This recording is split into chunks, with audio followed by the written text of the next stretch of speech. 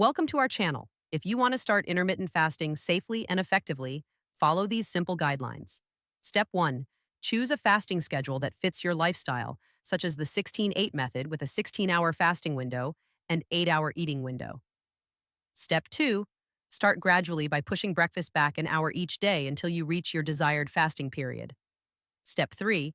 Stay well hydrated during fasting periods by drinking plenty of water, black coffee, or unsweetened tea. Step 4.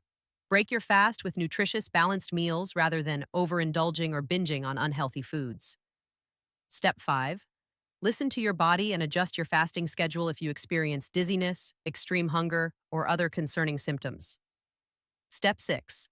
Maintain good nutrition during eating windows by focusing on whole foods, adequate protein, healthy fats, and vegetables. Step 7.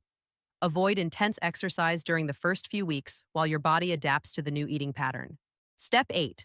Consult with a healthcare provider before starting intermittent fasting, especially if you have diabetes, take medications, or have a history of eating disorders. Don't forget to like this video and subscribe to our channel.